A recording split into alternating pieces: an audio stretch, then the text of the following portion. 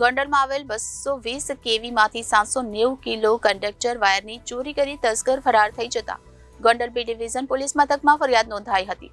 ચોરીનો સમગ્ર બનાવ સીસીટીવીમાં કેદ થતા પોલીસે સીસીટીવી ફૂટેજના આધારે તપાસ હાથ ધરી હતી. ગોંડલમાં દેવપરા શેરીમાં રહેતા જાવેદભાઈ અમીનભાઈ ખાનાણીએ નોંધાવેલ ફરિયાદમાં જણાવ્યું હતું કે ગોંડલમાં જેતપુર રોડ ઉપર આવેલ 220 કેવીમાં નાયબ ઇજનેર તરીકે નોકરી કરે છે.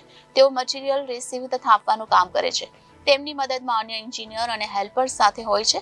વર્ષ 2018માં જામનગર ઇન્ટરનલ વિભાગમાંથી કુલ 6885 કિલોગ્રામનો કંડક્ટર વાયર મળ્યું હતું. જે સામાન જેતપુર રોડ પર આવેલ સ્ટોર યાર્ડમાં રાખેલો હતો, જ્યાં સુરક્ષામાં એક ગાર્ડ હોય છે.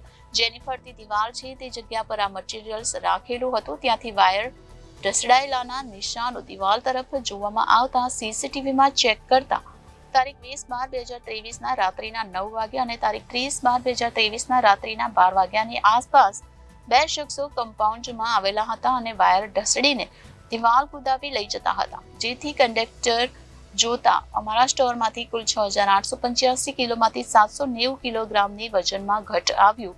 જેથી સ્ટોરમાંથી કુલ 790 કિલો અંદાજે ₹25,000નું કંડક્ટર વાયર અજાણ્યા શખ્સો ચોરી કરી ફરાર થઈ જતા પોલીસ ફરિયાદ નોંધાવી હતી.